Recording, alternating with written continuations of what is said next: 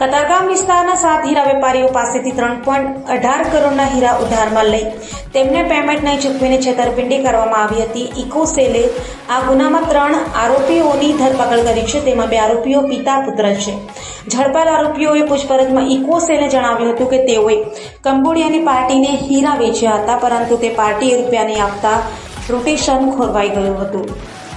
Crime બ્રાન્ચની eco cell પાસેથી મળતી માહિતી મુજબ સિંગણપુરમાં સુકન રિવેરામાં રહેતા મહેશ આંબારામ કાનાણી હીરાનો વેપાર કરે છે. તેઓએ 23 જાન્યુઆરી 2025 થી 16 ફેબ્રુઆરી 2025 દરમિયાન હીરા દલાલો મારફત આરોપીઓ ડભોલી સુયમ રેસીડેન્સીની બાજુમાં આવેલ કર્ણાવતી રો હાઉસમાં રહેતા મહેશ ધનજી લાખાણી અને તેના પુત્ર જયમીન મહેશ લાખાણી તથા કતારગામ લક્ષ્મીકાંત આશ્રમ રોડ પર આવેલ હાથી મંદિર સામે અક્ષરધામ સોસાયટીમાં રહેતા તરુણ તલસીભાઈ જાસુલિયાનો સંપર્ક કર્યો હતો.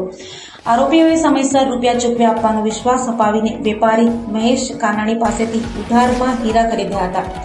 મહેશ કાનાણીએ આરોપીઓને 1.4 કરોડના હીરા આપ્યા હતા, પરંતુ આરોપીઓ મહેશ કાનાણીને સમયસર રૂપિયા ચૂકવ્યા ન હતા.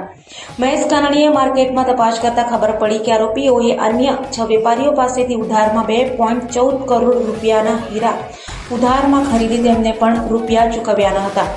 મહેશ કાનાણીએ 3 આરોપીઓ વિરુદ્ધ ક્રાઇમ બ્રાન્ચમાં છેતરપિંડીની ફરિયાદ નોંધાવી હતી. જે ફરિયાદના આધારે ક્રાઇમ બ્રાન્ચની ઇકોસેલે 3 આરોપીઓની ધરપકડ કરી છે. આરોપી મહેશ ધનજી લાખાણી અને જયમીન મહેશ લાખાણી પિતા પુત્ર છે. આરોપીઓએ પોલીસને કહ્યું કે કંબોડિયાની પાર્ટીએ રૂપિયા ન આપતા રોટેશન ખોરવાયું હતું. હાલ તો ઇકોસેલે 3 ઠગોની ધરપકડ કરી વધુ તપાસ હાથ ધરી છે.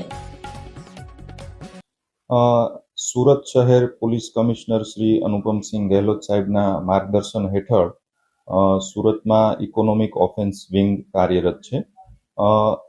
અત્રે એક ફરિયાદ મળેલ મહેશભાઈ અંબારામભાઈ કાનાણી તથા તેમની સાથે અન્ય 7 થી 8 નાગરિકો હતા, જેમની સાથે ડાયમંડ લઈ અને ડાયમંડનું પેમેન્ટ પરત આપ્યું નથી એ પ્રકારની અરજી મળેલ. એ અરજીના કામે અત્રે ગુનો દાખલ થયેલ છે અને ગુનો દાખલ થયા બાદ સદર એફઆઈઆરની અંદર મહેશ ધનજીભાઈ લાખાણી, આરોપી તરુણ તળસીભાઈ જાસોલિયા તથા આરોપી નંબર 3 જે મહેશભાઈ ધનજીભાઈ લાખાણીનો દીકરો થાય છે જેમીશ મહેશભાઈ લાખાણી, 3 આરોપીની ધરપકડ કરવામાં આવી છે અને કાયદેસરની કાર્યવાહી અત્રે હાથ ધરવામાં આવી છે.